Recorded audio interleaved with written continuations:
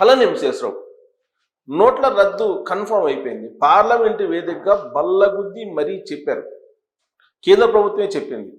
నోట్ల రద్దు గురించి నేను అనేక సందర్భాల్లో వీడియోలు చేస్తూ ఉంటే దాదాపు కామెంట్లు పెట్టే వాళ్ళు కానీ లేదా ఫోన్ చేసి కొంతమంది మాట్లాడుతుంది ఏంటంటే, మీకు ఎలా తెలుసు, లేనటువంటి దాన్ని మీరు గాసిప్స్ చెప్తున్నారు, మీరు నిజాలు చెప్పట్లేదు, ఇలా రకరకాలుగా మాట్లాడేవాళ్ళు, కామెంట్లు పెట్టేవాళ్ళు గత కొంతకాలంగా నేను చూశాను.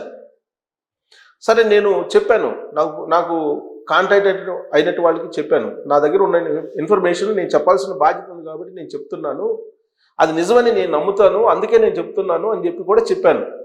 అయినా కానీ లేదండి, మీరన్నీ ఫేక్ న్యూస్ లేదంటే గాసిప్ చెప్తున్నారు అని అన్నారు.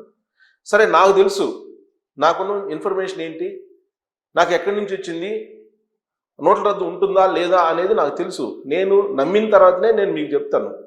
100కు 100% కాకపోయినా కానీ అట్లీస్ట్ 20 నుంచి 30-50% ఇన్ఫర్మేషన్ ఉంటేనే నేను చెప్తాను. అందుకే నేను చాలా సందర్భాల్లో నోట్ల రద్దు ఉంటుంది అని చెప్పాను. రీసెంట్గా కూడా ఒక 2-3 నెలల క్రితం నేను ఒక వీడియో చేశాను, ఒక నెల క్రితం కూడా ఒకటి చేశాను. ఎందుకంటే బాంబేలో ఒక మీటింగ్ జరిగింది, ఆర్బీఐ మీటింగ్ జరిగితే ఆ మీటింగ్లో ఉండేటువంటి ఎజెండాల్లో చివరి అంశం నోట్ల రద్దు అంశం. ఆ అంశాన్ని నేను వీడియో రూపంలో చేసిన అప్పుడు కూడా మీకు ఎలా తెలుసు అని చెప్పి అడిగినటువంటి వాళ్ళు ఉన్నారు. ఆ బాంబే మీటింగ్లో దాదాపు 7-8 అజెండా అంశాలు ఉంటే దాంట్లో లాస్ట్ అంశము నోట్ల రద్దే, ప్లాస్టిక్ కరెన్సీని రాబోతున్నాము అని. కాకపోతే మీడియాలో కొంతమంది అడిగినప్పుడు ఆర్బీఐ చైర్మన్ మల్హోత్రా గారు ఏం చెప్పారంటే, ఇది ప్రాథమిక దశలో ఉంది అని చెప్పారు. ఇప్పుడు పార్లమెంట్ ఏం చెప్తుంది తెలుసా,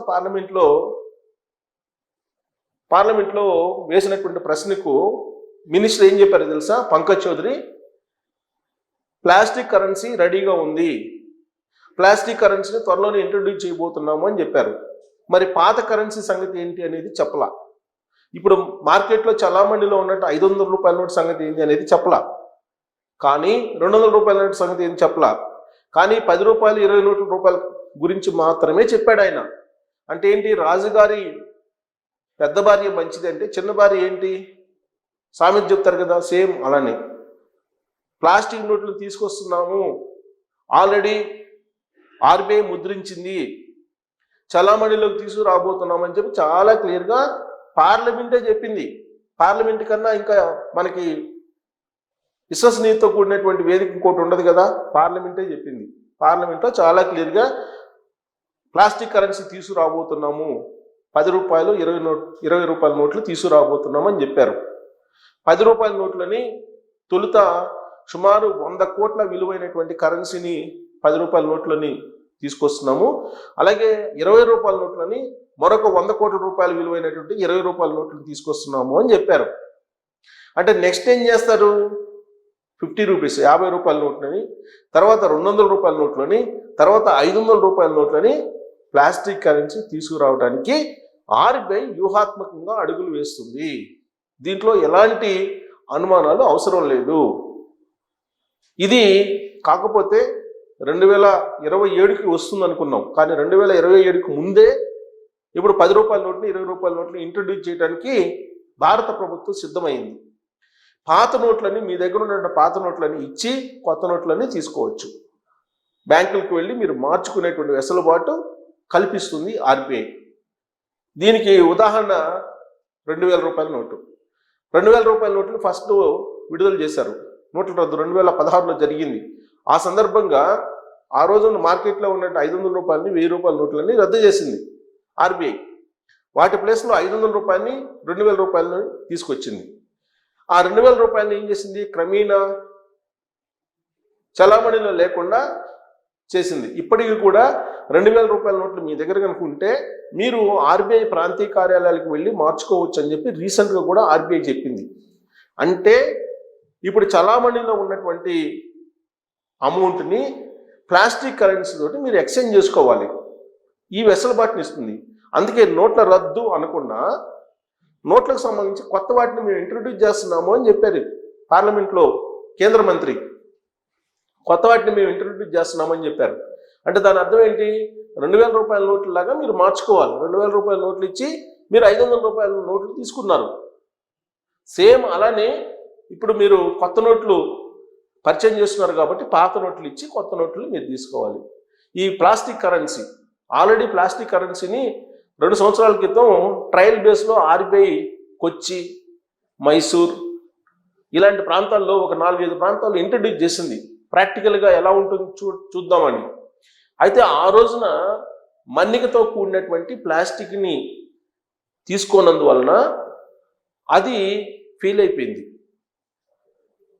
ఆ సాంకేతికతని మరింత ఎన్హాన్స్ చేసి ఇప్పుడు గ్లోబల్ టెండర్లు పిలిచి ప్లాస్టిక్ కరెన్సీని ముద్ర వేస్తుంది ఆర్బీఐ. ఇప్పుడు ప్రాక్టికల్గా వాళ్ళు అన్ని ఆమోదం పొందిన తర్వాత, ప్రాక్టికల్గా కూడా అబ్జర్వ్ చేసిన తర్వాత, రీసెర్చ్ చేసిన తర్వాత ఎస్ ప్లాస్టిక్ కరెన్సీని మనం ఇంట్రొడ్యూస్ చేయొచ్చు అని ఒక నిర్ణయానికి వచ్చిన తర్వాత ఇప్పుడు ఆర్బీఐ ప్లాస్టిక్ కరెన్సీని ముద్రించి ఇప్పుడు మార్కెట్లోకి, చలామణిలోకి తీసుకురావాలని ప్రయత్నం చేస్తుంది. త్వరలోనే తీసుకొస్తుందని కూడా కేంద్ర మంత్రి చెప్పడం జరిగింది పార్లమెంట్ వేదికగా. అయితే ఇక్కడ యూపీఐ చలామణిలు అంటే డిజిటల్ కరెన్సీని ప్రోత్సహిస్తూనే ఈ ప్లాస్టిక్ కరెన్సీని ఇంట్రొడ్యూస్ చేస్తున్నారు, ఫిజికల్ కరెన్సీని. ఎందుకు చేస్తున్నారు ఇది అని అంటే నకిలీ కరెన్సీ ఎక్కువ అవుతుంది భారత మార్కెట్లో. ఇది భారత ఆర్థిక వ్యవస్థని దెబ్బతీస్తుంది. నెంబర్ 1. నెంబర్ 2, బ్లాక్ మనీ పోగుబడింది. మళ్ళా దీన్ని బయటికి తీసుకురావాలంటే ఈ నోట్ల మార్పిడి మాత్రమే ఒక మార్గం అని చెప్పి. అలాగే నెంబర్ 4 ఏంటంటే ఈ నోట్ల మార్పిడి తరచూ చేస్తున్నందువల్ల డిజిటల్ ప్రమోషన్స్, డిజిటల్కి సంబంధించినటువంటి ట్రాన్సాక్షన్స్ పెరుగుతూ ఉంటాయి. ఫలితంగా భారత ఆర్థిక వ్యవస్థలోకి అందరూ సాధారణమైనటువంటి వాళ్ళు కూడా వస్తూ ఉంటారు. ఇప్పుడు గత 10-15 సంవత్సరాల నుంచి మనం చూస్తే 10-12 సంవత్సరాల నుంచి మీకు ఐటీ ఫైల్ చేసే వాళ్ళ సంఖ్య ఎక్కువైపోయింది. ఇంతకుముందు ఇన్కమ్ ట్యాక్స్ ఫైల్ చేసేవాళ్ళు చాలా లిమిటెడ్గా ఉండేవాళ్ళు. కానీ ఇప్పుడు ఇన్కమ్ ట్యాక్స్ ఫైల్ చేసేటువంటి వాళ్ళ సంఖ్య పెరిగింది. అంతేకాదు ఇంతకుముందు డైరెక్ట్ ట్యాక్స్ ఎక్కువ ఉండేది ఇన్కమ్ ప్రభుత్వాలకి. ఇప్పుడు డైరెక్ట్ ట్యాక్స్ కంటే ఇండైరెక్ట్ ట్యాక్స్ కూడా కొన్ని చోట్ల ఎక్కువ వస్తుంది, కొన్ని చోట్ల సమానంగా వస్తుంది. అంటే ట్యాక్స్ ఫైల్ చేసేటువంటి వాళ్ళు ఎక్కువ అయ్యారు, బ్యాంకు లోన్లు తీసుకున్న వాళ్ళు ఎక్కువ అయ్యారు. కాబట్టి టోటల్గా మొత్తం ఈ ఫైనాన్స్కి సంబంధించినటువంటి సిస్టమే మారిపోతుంది. ఆ కారణం చేత ఆడిటర్స్కి ఒక కండిషన్ పెట్టారు నరేంద్ర మోడీ గారు. ఆ మధ్యకాలంలో దాదాపు సంవత్సరం క్రితం ఆడిటర్స్ మీటింగ్ అయింది. వాళ్ళు ఏమన్నారంటే ఆయన ఆర్థిక వైద్యులు అన్నారు, ఫైనాన్షియల్ డాక్టర్స్, ఆడిటర్స్ అని చెప్పేసి అన్నారు. ఆర్థిక వ్యవస్థ ఆరోగ్యంగా ఉండాలంటే ఆడిటర్స్ కరెక్ట్గా ఉండాలి, వాళ్ళు మ్యానిపులేషన్ చేయకూడదు అని చెప్పి ఆయన ఒక సూచన చేశారు. సో రాబోయేటువంటి రోజుల్లో భారత ఆర్థిక వ్యవస్థని గాడిలో పెట్టేందుకు ఆడిటర్స్ని కూడా కట్టడి చేసే అవకాశం ఉంది. ఇప్పుడు ఏం చేస్తున్నారు ఆడిటర్స్, ఏ విధంగా బ్లాక్ మనీ దాచుకోవచ్చు, ఏ విధంగా ఫైలింగ్ చేసేటప్పుడు మనం లూప్ హోల్స్లో లెక్క చూపవచ్చు, ఇవన్నీ కూడా వాళ్ళే లూప్ హోల్ చూపిస్తున్నారు. అందుకే ఇప్పుడు ఆడిటర్స్ ఒకవేళ ఫ్రాడ్కి పాల్పడితే వాళ్ళ లైసెన్స్ రద్దు చేసేలాగా నిర్ణయం కూడా తీసుకునేటువంటి అంశాన్ని పరిశీలిస్తుంది కేంద్ర ప్రభుత్వం. ఇప్పటి వరకు అది ఎక్కడ బయటికి రాలా. కానీ సూచాయిగా నరేంద్ర మోడీ గారు మీటింగ్లో చెప్పారు, ఆడిటర్స్ మీటింగ్లోనే, మీరు ఆర్థిక వైద్యులు, భారతదేశం ఆరోగ్యంగా ఉండాలంటే మీరు వైద్యం సరిగ్గా చేయాలి, అంటే ఫైనాన్షియల్గా మీరు ఆడిట్ సరిగ్గా చేయాలి, యాక్యురేట్ ఆడిట్ చేయాలి. అలా కాకుండా దొంగ ఆడిట్లు చేసి ఫైల్ చేసినందుకు కారణంగానే నష్టపోతుంది భారతదేశం, భారత ఆర్థిక వ్యవస్థ కుంటుపడుతుంది అని చెప్పి చెప్తున్నారు. సో కాబట్టి ఒక్కొక్కటిగా నరేంద్ర మోడీ గారు సెట్ చేసుకుంటూ వస్తున్నారు. దాంట్లో భాగంగానే ప్లాస్టిక్ కరెన్సీ. సో ఈ ప్లాస్టిక్ కరెన్సీ రావడం ఖాయం. ఇప్పుడున్నటువంటి పాత నోట్లు మార్పు చేసుకోక తప్పదు. దీని మీద మీరు కామెంట్ చేయొచ్చు. Thank you.